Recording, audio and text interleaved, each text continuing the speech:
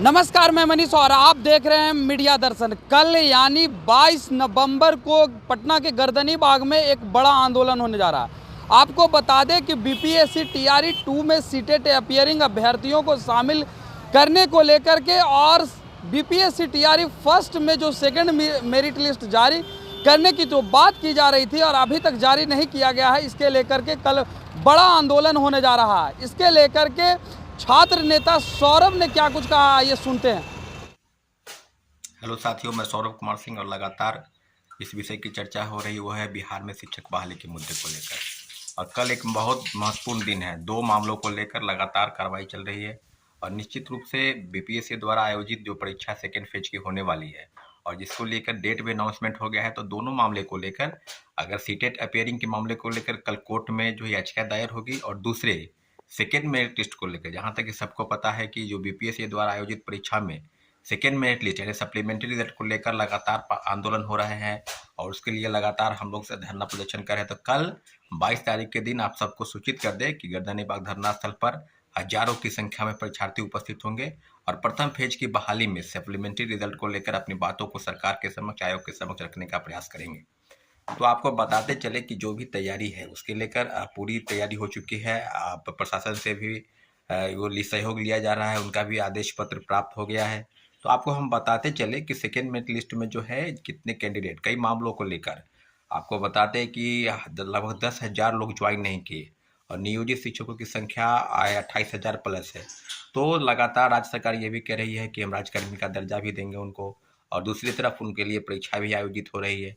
तो सीधे सीधे बात है कि इस बार यानी इस मंगलवार को आज जो कैबिनेट की बैठक होनी है, हो सके आज कैबिनेट बैठक में जो राज्यकर्मी का दर्जा देने की बात है उसको लेकर कैबिनेट से मंजूरी मिल जाएगी तो रास्ता साफ हो जाएगा। परंतु नियोजित शिक्षक भी बीपीएससी सेकेंड फेज की बहाली का फॉर्म भर रहे हैं।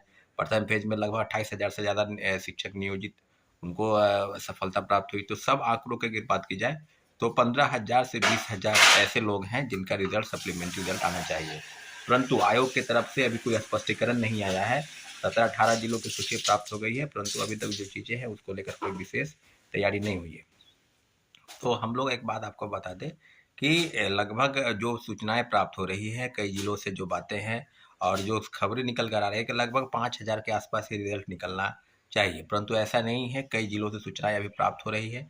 जिला शिक्षा पदाधिकारी और डीपीओ के स्तर से जो सूची है वो शिक्षा विभाग और बीपीएससी से मांगी जा रही है और सारी चीज़ों पर हम आपको बता दें कि जो चीज़ें होंगी उसमें 15,000 से 20,000 रिजल्ट, चाहे पीजीटी हो, चाहे टीजीटी हो, चाहे टीआरई हो, सब जगह पर तीनों फेज में 1 to 5 से लेकर और 9, 10, 11, 12 सब में सीटें खाली है। तो सीटें को बचाने का कहीं कोई औचित्य नहीं है।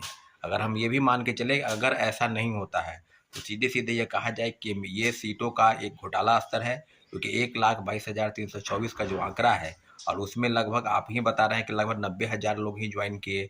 कई हजार लोग जो है फर्जी प्रमाण पत्र के आधार पर जो है वो डिग्री नियुक्ति पत्र पा लिए, उन पर भी कार्रवाई की सुई लटक रही है, उन पर भी कार्रवाई चल रही है।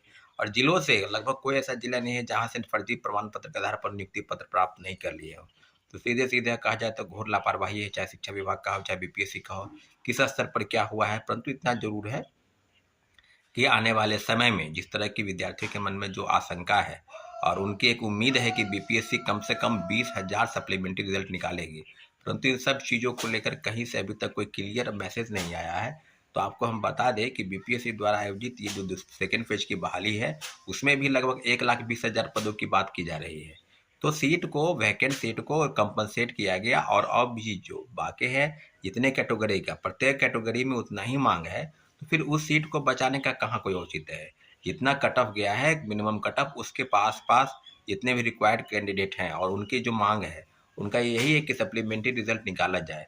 अब प्रत्येक कैटेगरी में कितना रिजल्ट आएगा, चाहे पीजीटी हो, टीजीटी हो, चाहे टीआरई हो, तो सब जगह तो हम लोग का एक स्पष्ट मानना है कि पीआरटी में सीटों की संख्या 1 to 5 में कितनी है। आप ओवरऑल चीज़ें बताइए, कहाँ कहाँ किन किन विषयों पर शिक्षकों की भारी मात्रा की कमी है, उस सब चीज़ों पर आप एक डाटा प्रस्तुत कीजिए। परंतु अभी तक जो संभावना है वो है कि कम से कम 20,000 रिजल्ट जो है वो हम लोगों की संभावना है कि निकलेगा, परंतु जो खबरें निकल कर आ रही है कि लगभग 5,000 ही रिजल्ट निकलेगा। अगर ये सब चीज़ है तो कल एक महत्वपूर्ण बैठक है, बैठक के बाद धरना प्रदर्शन होगा और जो भी चीज़ सरकार के समक्ष मांगों को रखने का एक प्रयास है तो उम्मीद करते हैं कि आप सभी साथी से जो सीटेट अपियरिंग है वो केस संबंधी चीज़ों को समझेंगे, और जो सेकेंड मेरिट लिस्ट को लेकर मांग लगातार कर रहे हैं वो भी कल धरना प्रदर्शन गर्दनी बाग में 10 बजे सुबह आने का प्रयास करेंगे।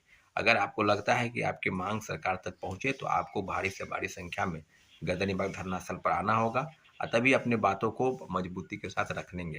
साथियों, जैसा कि सबको पता है कि जो चीज़ें आपके समक्ष सरकार के पास जाएगी उस चीज़ की वैल्यू है, उस चीज़ के रिगार्डिंग जो भी चीज़ें होंगी आपको हम बताते चलें कि कल महत्वपूर्ण दिन है दोनों चीज़ों के लिए, सीटेट अपियरिंग और सेकेंड मेरिट लिस्ट को लेकर। साथियों ठीक है, धन्यवाद, जय हिंद।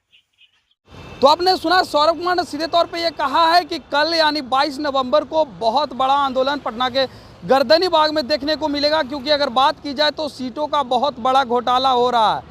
क्योंकि अगर बात की जाए तो 28,000 नियोजित शिक्षकों को भी बीपीएससी टीआरई फर्स्ट में शामिल किया गया है, जबकि अगर बात की जाए तो उन्हें ये कहा जा रहा है कि उन्हें राज्यकर्मी की दर्जा दी जाएगी। लेकिन राज्यकर्मी की अगर दर्जा दी जा रही है तो फिर क्यों उन्हें बीपीएससी टीआरई फर्स्ट में शामिल किया गया है। साथ ही साथ उन्होंने कहा कि अभी तक 90,000 अभ्यर्थी ही सिर्फ बीपीएससी टीआरई फर्स्ट में शामिल हो पाए हैं और वो अभी सेवारत हैं। बाकी जो सीटें खाली रह गई हैं उन्हें सेकेंड मेरिट लिस्ट जारी करके क्यों नहीं भरा जा रहा है।